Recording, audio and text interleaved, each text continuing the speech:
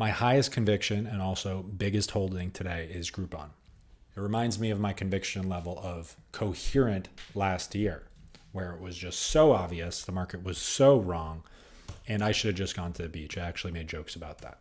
But I like the market too much, and I have a business, and I am staking the reputation of my business as well as my personal money on Groupon.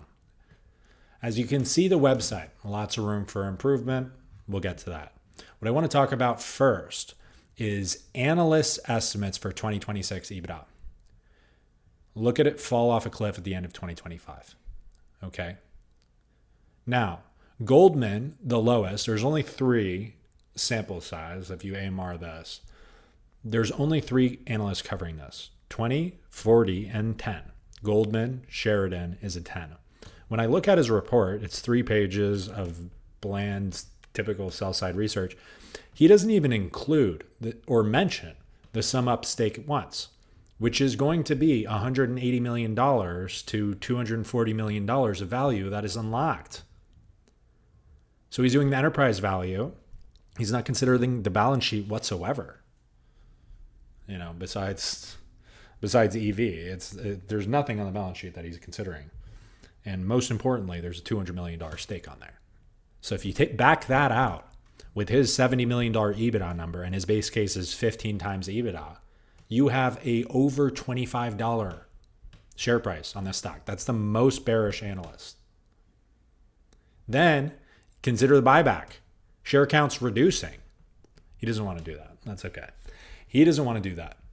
This is a stock with a management team that sandbags.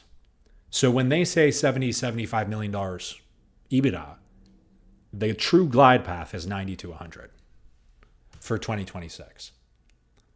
Even on $75 million of EBITDA, you could justify a $35 share price on this stock. And the estimates are too low. This is a 90% gross margin business. That is EBITDA positive. That was a going concern 2 years ago, which is accounting lingo for 50-50 going bankrupt or worse. It's not going bankrupt. It is not dead. And the number one comment that I get back is, I thought they were dead. Well, you still thought. There was still a part of your brain that remembered Groupon. That is latent value. If you think about what this business does, I always like to think about the value of a business. If it's coherent, what does it mean for AI? What does AI mean for the consumer and for businesses? You got to see the value chain. Groupon is so simple. It's a marketplace for people, middle class, older women, everyone that's living without this super comfort of financial wiggle room. And what they mostly need to go after is young people.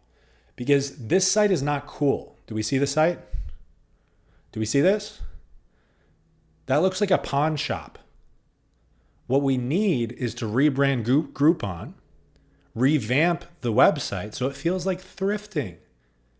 Therein lies the proof that young people love deals. Of course they do, but think about how cool it is to thrift. Their whole advertising spend should be built on Groupon is back, revamped, better than ever. It should not be on Mother's Day deals. Okay, we have Mother's Day. Okay, this is where they're pouring everything into. One-offs, Mother's Day deals. What about the advertising being, you come here for everything? You come here for every experience. You have to check Groupon before you do anything with a group and even by yourself, because you'll save money. It's like what Ryan Cohen's saying about eBay. And I started talking about Groupon before he wanted to buy eBay. But the marketing spend that he wants to cut, that everyone knows about eBay. Everyone knows about Groupon. They just don't know that it has great deals still and is still around. The awareness should be of that to put them in the mind of the consumer. You come here, and then there's return visits. If you go here, you might one off because you need a massage, right?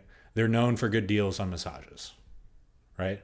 And also the recommendation algorithm. Why am I signed in on Google? As a 31-year-old male, they know that. Why am I getting Brazilian wax? Can't they do a little bit better on recommendations here?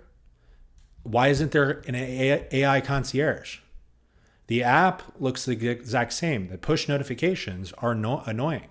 It's still working. It just has a lot of room to improve. And when you go through the buyback math, it's like ridiculous. This stock, if it stays down here with even conservative projected free cash flow, if it stays down here, there's going to be no stock left. There is so much to improve about this company. Again, 90% gross margins. I think their net margins can get up to 50%. And if you make this a platform where people want to stay and their retention goes from 2.3, meaning typical user comes back 2.3 times per year, if you move that to 3.3, I want you to think about how much EBITDA that unlocks. Like, what's the guess here? Because the answer is 100 million. 4.3, 200 million. 5.3, 300 million. And this is on a 700 million market cap company that is reducing share count by 7% in the past month and a half. This is so obvious that you look at it, and if you're untrained, and if you believe in the efficient market hypothesis, you might be like, well, there's got to be something. There's got to be. The something is, look at the numbers. It's simple arithmetic. Simple arithmetic. You guys, some people are new. Some people follow me for private credit. Some people, whatever. Some people are new. Some people didn't see the way I was pounding the table on Coherent last year.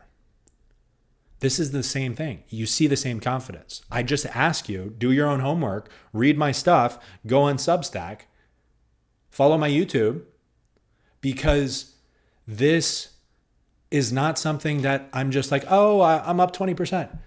If I thought the value was only off 20%, I would be bored. I don't talk about that. I'm bored about 20%. I think this is a multi-bagger. A multi-bagger. If they improve nothing about this website, and a grand slam if they do. I will be engaging with management going forward. I am really excited about this story, as you can tell. And I hope you reach me on all platforms so you don't miss a single thing I do on Groupon.